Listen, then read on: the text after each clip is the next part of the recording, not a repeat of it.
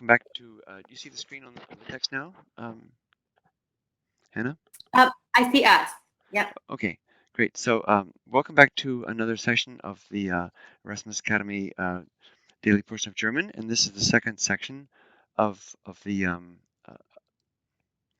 of reading this text. So and our special guest today is Hannah. Hannah, you want to say hello? Hi there. Looking forward to doing the second part of the Marsilio Ficino text today. Okay, and here are a couple pictures of Ficino, um, major figure of the Renaissance. So let's see here. Okay.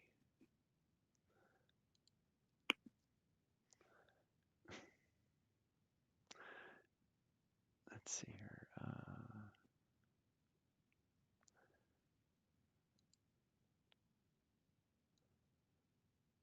Okay, so I'll be able to edit this out. I'm just going to go to the text here.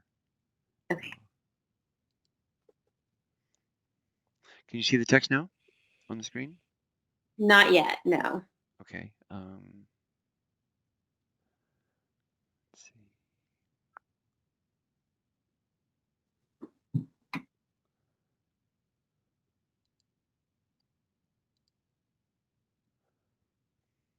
Um,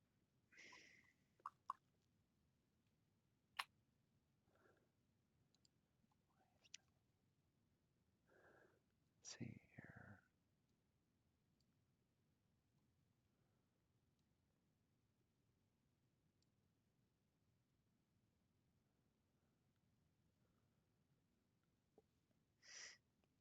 Hmm.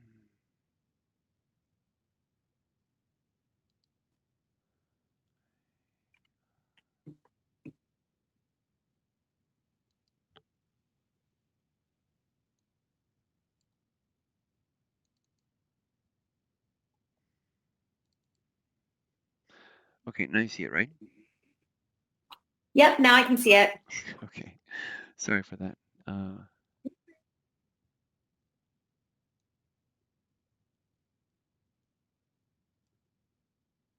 Okay, we'll start right now. I'm going to start it. We'll do our little intro here, and I'll just edit out the first sections. 3, number 2, 3. Okay, so welcome again to another session of the Daily Portion of German, and we're on the second part in the sequel regarding Marsilio Ficino. And as we promised, this is a shorter section, right, Hannah? Yes, this one is a bit shorter. Good. And our special guest again is Hannah, who will be translating and analyzing together with you. So our procedure is the same as you're used to. I'll just read aloud, and Hannah will repeat after me, and then I'll ask her specific questions about the text, and try to imagine in your own minds uh, what the answers would be as we piece together the meaning of these phrases together. So, you all set? All set. Okay. So, here's the first portion. The second section of this. Geboren wurde Marsilio Ficino, everybody, Geboren wurde Marsilio Ficino am 19. Oktober am 19. Oktober 1433 in 1433 Filione in Arntal. in Filione im Arontal, Actually, it's Arnotal. Was, I mispronounced that. Wo sein Vater Arzt war. wo sein Vater Arzt war. I think you'll find that this is quite easier than the first paragraph. Okay, so up to this point here, where's your verb, Hannah? Geboren wurde, Yeah, and that means was born. was born, and subject is obviously, Marsilio Ficino. yeah, good. Okay, and when you see the period here, this actually means the ordinal, so this means the 19th of October, And I just read these slowly just to get used to pronouncing the number. So it's 1433. So 1403 and 30 is how they read those numbers. And this is the Tal is the valley, and the Arno, as you may know, is the river that runs through Florence. It's very famous. Okay, so just up to that comment, that first line, how would you translate that? Okay, so Marsilio Ficino was born on the 19th of October, 1433 in Filione, in the Arno Valley. Good, great. Going on, wo sein Vater Arzt war, which we did already. The verb is war, and Mhm. his father was the doctor. Okay, where his father was the doctor. Then going on, hieß Diet Dietifiki oder Diotifiki, everybody. Hieß Yetifeki oder Diotifeki.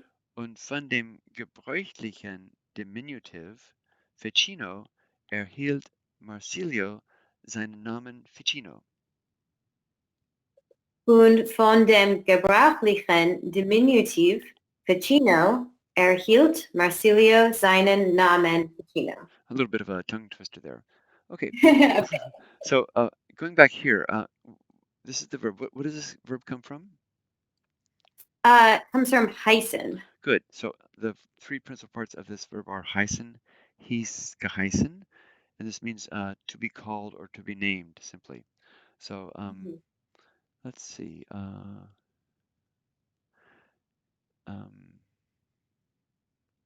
and just up to this point, how would you translate that? Very simply. He was called Dietifeki or Diotifeki. Good. And where's your verb up to this point in the next phrase? Erhielt. Good. This comes from erhalten. This is also a strong verb, and you know the strong verbs have a vowel change when they move from the present tense into the past tense. So this comes from erhalten, erhielt, erhalten, as we mentioned. This means he received, and subject is Marsilio. good. Yeah, Marsilio received, and where's your direct object? Seinen Namen. Good. Yeah, right here. So if you were just to read the core sentence itself, because remember when you're looking at the core, when you're trying to identify the core sentence, you want to bracket out anything in a prepositional phrase like this begins von dem gebräuchlichen, etc., from the customary diminutive ficino. This is a prepositional phrase, so that excludes that right at the outset from being a part of the core sentence, which you always want to identify first, because everything else Mhm. depends upon that, basically. Right. Okay, so how about just translating from here up to the ficino, the end? From un von. Yeah, yes. Okay, great. So, and from the customary diminutive Ficino, Marsilio received his name, Ficino. Good. Received what's a better way to say it? Received his name is fine. Um, Probably a more eloquent way of expressing that. Going on. Sein Testament macht am 29. September Sein Testament machte am 29. September 1499, 1499, 2 Tage vor seinem Tod am 1. Oktober 2 Tage vor seinem Tod am 1. Oktober 1499, 1499. etc. Okay, so how about the verb in this phrase here from sein Testament, Machte, which means made. and He supply a made. pronoun. Oh, sorry, he made. He made, yeah. And then you always when you look at a verb and you analyze the verb, I always ask people to supply a pronoun, either he or they, so you know that you're looking for either a singular subject or a plural subject, because sometimes in more complex sentences, it's very Mhm. difficult to identify where the subject is, as opposed to English sentences where the subject is normally right at the beginning. So the subject is obviously, where would be the subject then? Hair. Yeah, okay, not too hard. And direct object? Testament. Good. Yeah, Sein Testament. Now, how can you tell what gender testament is? By looking at Sein. Good. So this is a neuter noun. So he made his testament.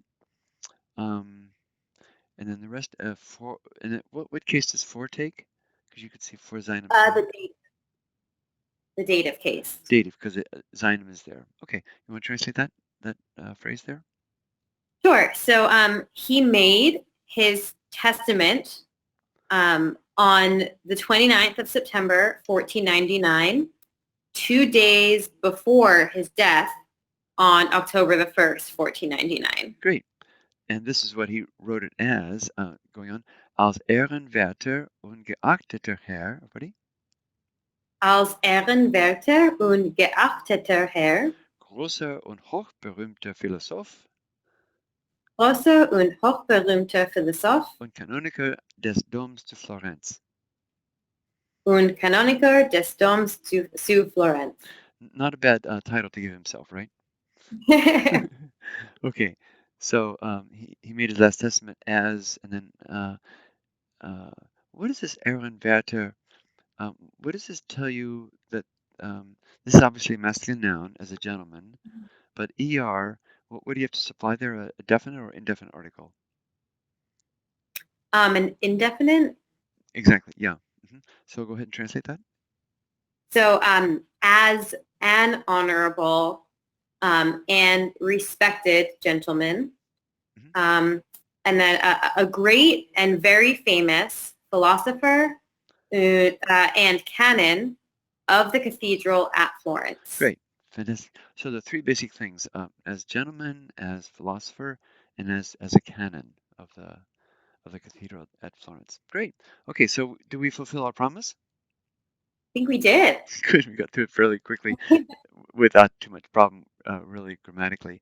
So we hope you enjoyed that passage, and look forward to going on with the next passage with you later on. Thanks so much, and take care. Bye bye.